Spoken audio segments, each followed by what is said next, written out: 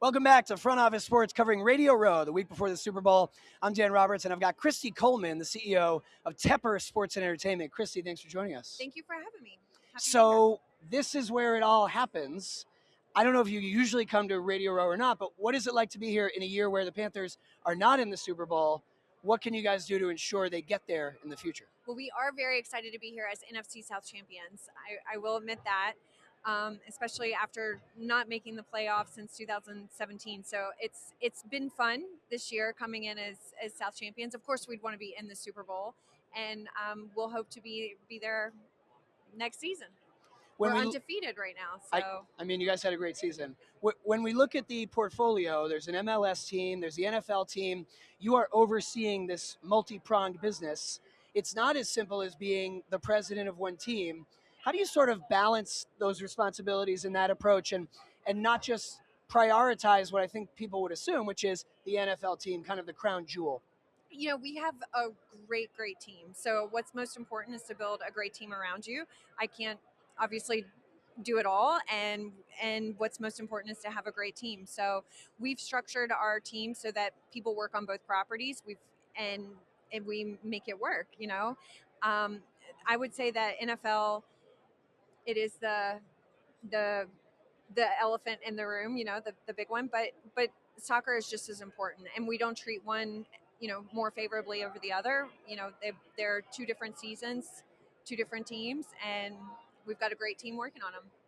When we look at a team owner like David Tepper and the number of owners now that have a portfolio that includes multiple teams across pro sports, you know, you look at someone like Ted Leonsis, right, or Jimmy Haslam, and it's two or three or even more professional teams, stadiums, real estate.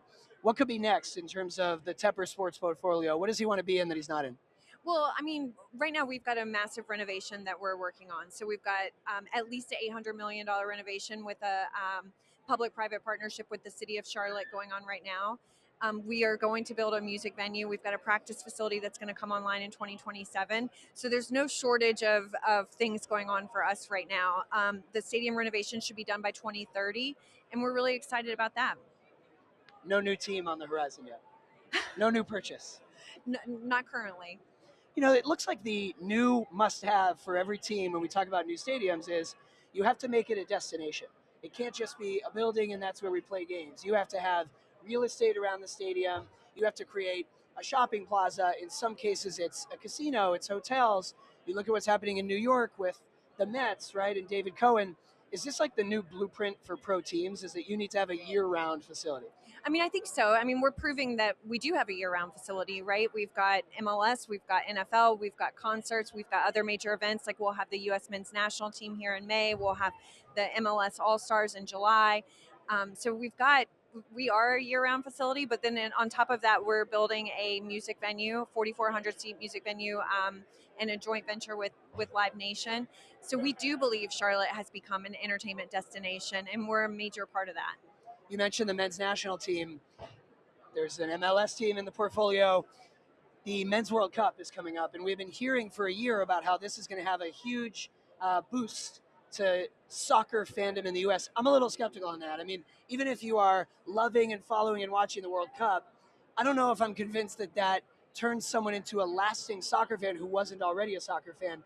What do you think could be the benefit of a World Cup in the U.S.? I mean, I maybe beg to differ just a little with you, just because, you have all eyes on soccer. You have all eyes on a sport that maybe people actually, not everybody does like soccer, or, I mean, everyone obviously knows about soccer, but with World Cup, it brings new eyes, brings new fans to the sport. And I think with MLS and with All-Stars and what we have right after, it's a great springboard. What are the biggest challenges of your job? Wins and losses are always, make it more or less challenging. Can't control that.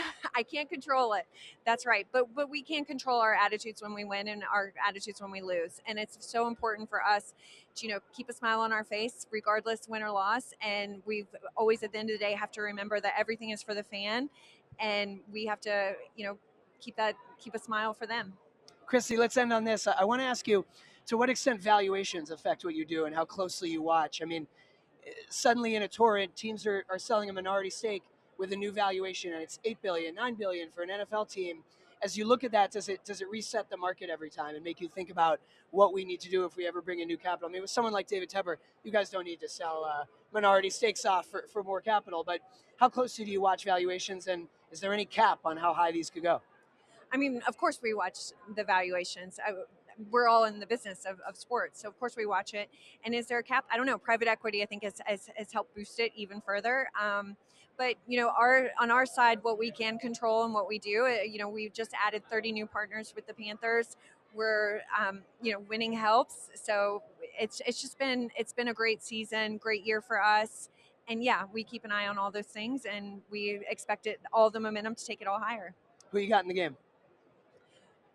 That's where I plead the fifth. I have no skin in the game. Okay, good stuff. Kristi Coleman, thanks for joining us. Thank you. Thanks for having me. Stick with us for lots of Radio Row coverage and more great guests all week.